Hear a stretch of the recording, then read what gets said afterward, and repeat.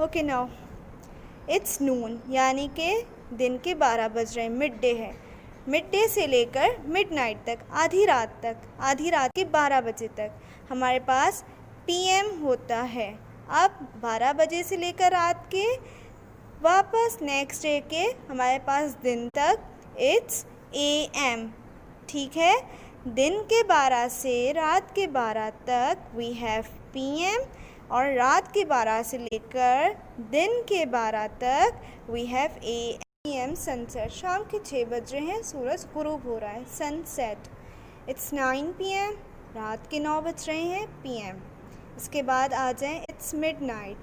Midnight यानी कि 12 बज रहे हैं रात के। अब पीएम चेंज हो जाएगा एएम में, और रात के 12 के बाद 3 बजेंगे रात के।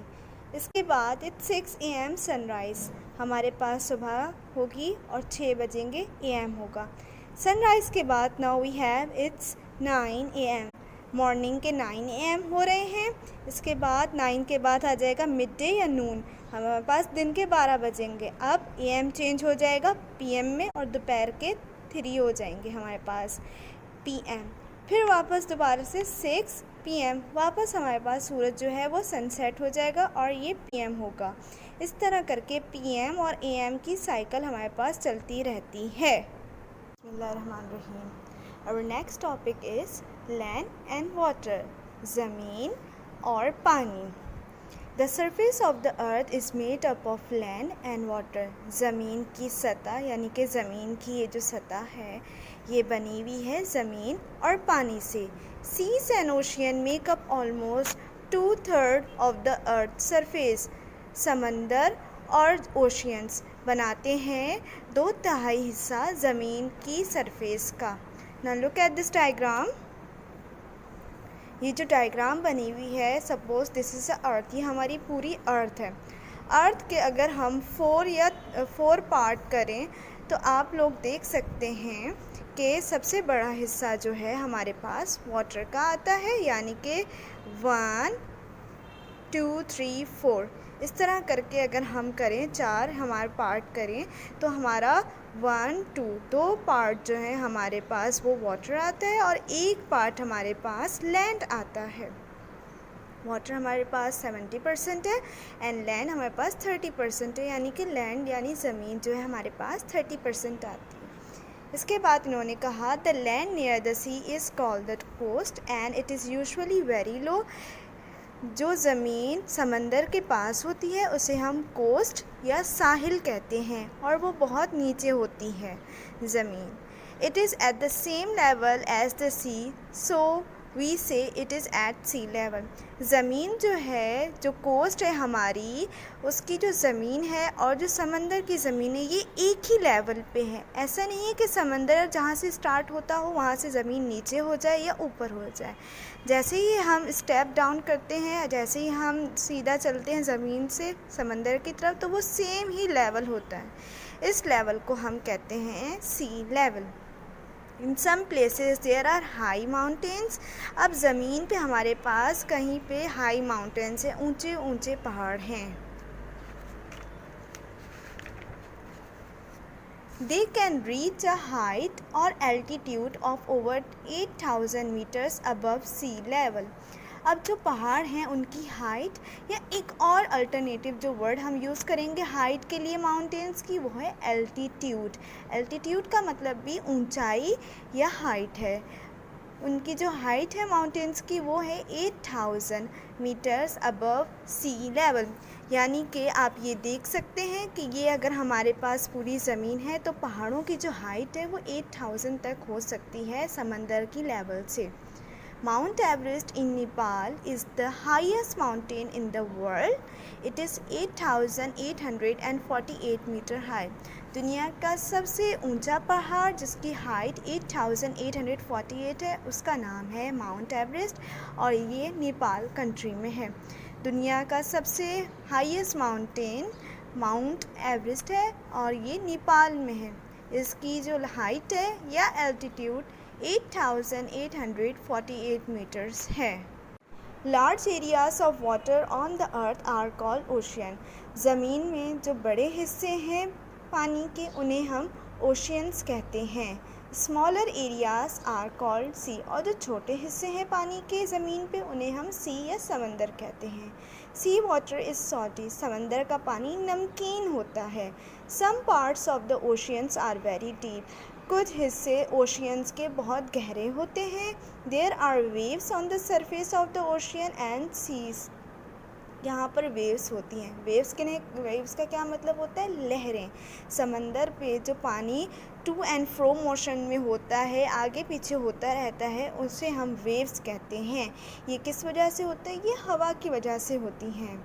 The water in the sea is always moving about, जो समंदर का पानी होता है वो आगे पीछे मूव होता रहता है, एक जगह ठहरा हुआ नहीं होता। These movement are called currents, हम इन मूवमेंट्स को, इन हरकत को करंट्स कहते हैं।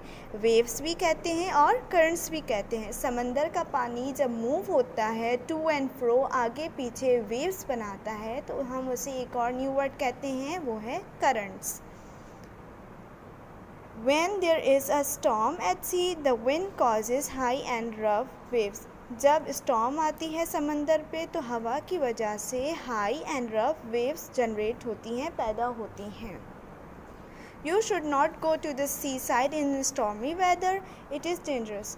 जब भी कभी तूफ़ान वगैरह आए समंदर में तो आप लोगों को अवॉइड करना चाहिए इस मौसम में सी साइड जाने के लिए, ये ख़तरनाक साबित हो सकता है।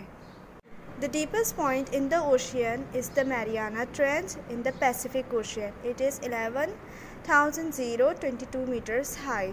जो सबसे गहरा पॉइंट है ओशियंस में उसे मैरियाना ट्रेंच कहते हैं। ये पैसिफिक ओशियन में है। वर्ल्ड में, पूरी दुनिया में 5 ओशियंस हैं। जो सबसे डीप पॉइंट है वो मैरियाना ट्रेंच है और वो पैसिफिक ओशियन में है। ये कितना डीप है? It's 11,022 meters deep. On the land there are hills and mountain, ज़मीन पे हमारे पास बड़े पहाड़ और छोटी पहाड़ियाँ भी है। Hills are not as high and steep as mountain, लेकिन जो हिल्स हैं वो इतने ऊंचे नहीं हैं और ना ही इतने फैले हुए हैं ज़मीन पे जिस तरह के पहाड़। The low land between the hills और mountain is called a valley. अब जो बिल्कुल नीचे की जो ज़मीन आती है हिल्स और माउंटेन के दरमियान, उससे वैली कहते हैं। A high area of land is called a plateau. ज़मीन पे जो उभरा हुआ हिस्सा होता है उसे प्लेट्यू कहते हैं। Flatlands at lower levels are called plain. ज़मीन में जो बिल्कुल flatlands होते हैं, जो बिल्कुल सतह होती है, जो मैदान, उन्हें हम मैदान कहते हैं या plains. Some part of the land have very little water. ज़मीन के कुछ हिस्सों में बहुत कम पानी है। These places are often sandy and rocky and are called desert. इन जगहों को हम डेजर्ट कहते हैं क्योंकि ये जो जगह हैं ये सिर्फ रेतीली और पथरीली हैं, यानी कि एक लैंड का एक ऐसा हिस्सा भी है जहाँ पे पानी ज़्यादा नहीं है और वहाँ पे सिर्फ और सिर्फ रेत और पत्थर हैं। डेजर्ट यानी कि रेगिस्तान। In some parts of the earth there is a lot of ice and snow and is very cold. दुनिया के कुछ हिस्सों में हमारे पास सिर्फ और सिर्फ स्नो, बर्फ़ होती है और वो काफ़ी ज़्यादा ठंडे इलाके या एरियाज़ होते हैं। Very high mountains are often covered by snow. जो बहुत ऊंचे पहाड़ होते हैं उनकी पीक्स जो होती हैं वो अक्सर स्नो से कवर हुई हुई होती हैं, बर्फ़ से. In other parts there are thick forest. दुनिया के कुछ हिस्सों में बहुत घने जंगलात भी हैं. फॉरेस्ट यानी जंगलात जहाँ पे सिर्फ और सिर्फ दरख्त वगैरह, वाइल्ड एनिमल्स रहते हैं. We get fresh water from lakes and river. हमें साफ़ पानी मिलता है झीलों से और दरिया से. Rivers begin in mountains and flow down into lakes or the sea. जो दरिया का पानी होता है ये पहाड़ों से निकलता है, फ्लो डाउन होता है बहता हुआ झीलों में और सी यानी समंदर में आके मिक्स हो जाता है. It is important to keep our lakes and river clean. बहुत ज़रूरी है कि हमें अपने दरियाओं को और जो झीलें हैं छोटी उन्हें साफ़ सुथरा रखना चाहिए. Polluted dirty water causes animal and plant life in it to become disease and die out। जब पानी में गंदगी होगी, जो गंदा पानी होगा, इनकी वजह से जो समंदर की जो ज़िंदगी है, प्लांट लाइफ है, जो समंदर के अंदर जितने पौधे वगैरह हैं, जो पानी जानवर वगैरह पीते हैं, वो सब बीमार होंगे और वो मर जाएंगे। इस तरह ह्यूमन भी अफेक्ट होंगे। This upset the cycle of nature and causes more problem.